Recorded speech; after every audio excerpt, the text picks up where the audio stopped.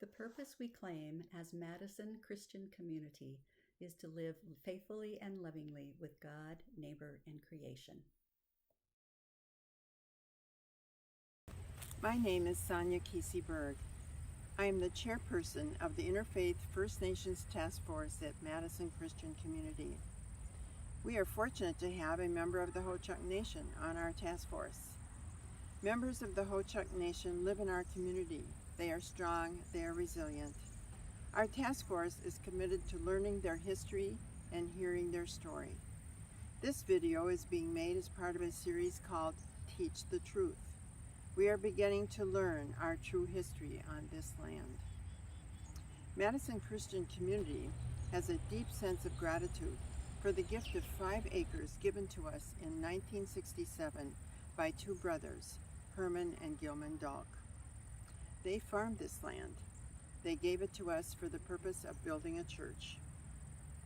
Years later, we are reckoning with what it means that the land we have been calling home was originally home to First Nation people, primarily Ho-Chunk.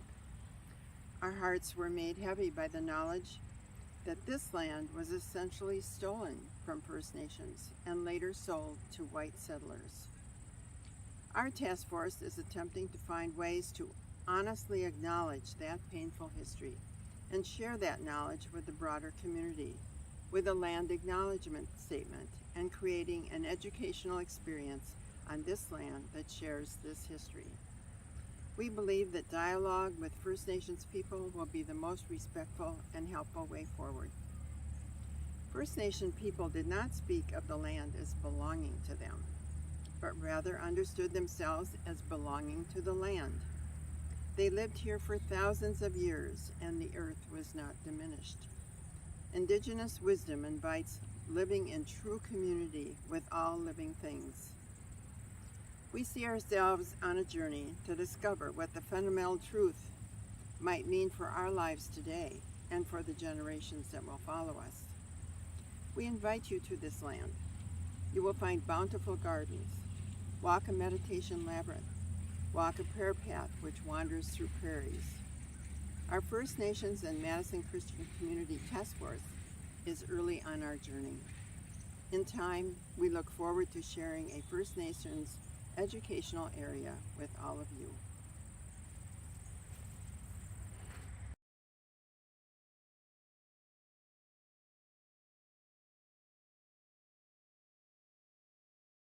In this story, you'll hear that this grandmother didn't really want to be at this school. She didn't like it. And they made her change a lot of things about herself to be at this school. So I want you to listen for some of those things that she maybe had to change about herself. And then we'll talk about them. You were ready first, why don't you share first? So what I learned in the book was basically that they wanted them to be like all the white kids and the white teachers. So they were trying to make them not speak their language, which was Cree, and then they didn't want them to be with their family, but they wanted them to cut their hair. So they braided grass into their hair to make them feel more strong. They tried to be with their family whenever they could get away with it, and they could speak the language Cree in secret when the teachers were not listening. Yeah, absolutely. Yes. Exactly. Next time we meet, we'll be reading a different story about a woman who is Ho-Chunk, which is the tribe that the Ho-Chunk Nation was in Wisconsin, and she became a congresswoman. So we get to hear about her journey becoming a congresswoman. Hello, I'm Aaron Red, and I'm a member of the Interfaith First Nations Task Force at Madison Christian Community.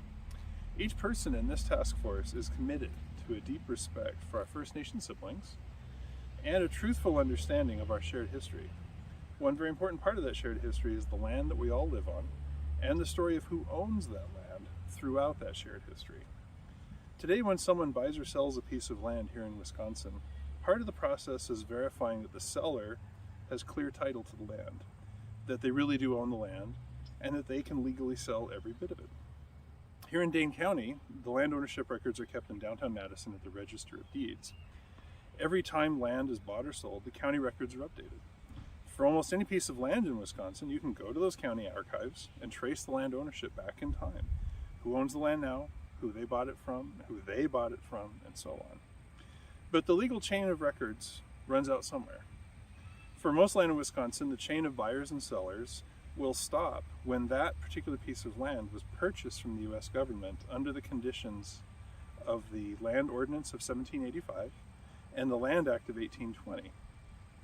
Under the terms of the 1820 Act, public domain land, and that's very important, would be divided up by the U.S. government into standard tracts, 80 acres in size, and each of those tracts would then be sold for $100 each. It was envisioned that a particular settler might purchase one or more tracts and then develop that land for farming. But how did the U.S. government get the authority to declare all the land in Wisconsin to be public domain and then carve up that land into tracts? Until recently, the standard answer you might have gotten would be the Treaty of Paris. That is, in 1783, representatives from the United States and Britain met in Paris, signed a treaty to officially end the American Revolution. And as part of that treaty, Britain also gave up lands on the Mississippi and Ohio River valleys to the United States.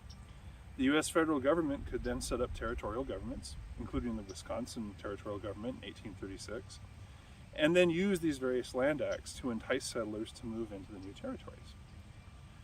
But that's not really the answer we're looking for, is it?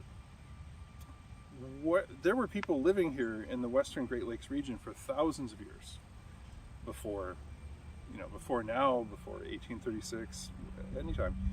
Why would documents written in Paris, London, or Washington, D.C. have such a profound impact on the lives of the Ho-Chunk, Menominee, and others here on this land where they lived for generations? The real answer to that question is the doctrine of discovery. Under the doctrine of discovery, Christian European nations could claim ownership of indigenous land anywhere in the world by way of the colonizers that traveled to and discovered that country. And if that doctrine seems weird and archaic, you have to understand that the doctrine of discovery is explicitly the legal basis for the U.S. government not recognizing any meaningful land ownership by the First Nations here in the United States. The 1823 U.S. Supreme Court decision, Johnson versus McIntosh, held that First Nations never had any right to ownership, only a limited right of occupancy of the land. And they explicitly cited European royal charters and papal bulls as references for this decision in the United States Supreme Court. This is the official line that's been upheld and expanded in U.S. law over and over again.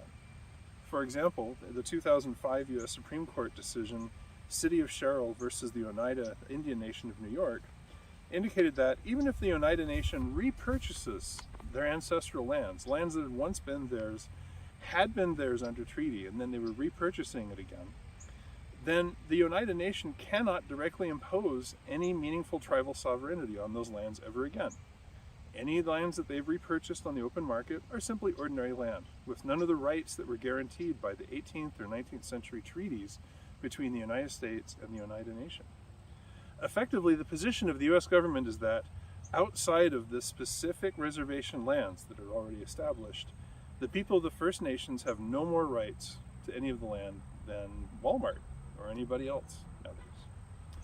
So here in the 21st century of Wisconsin, the simple question of who owns the land, including the land that the Madison Christian Community stands upon, can lead to a much larger question, such as why is this land not in any way owned by the First Nations?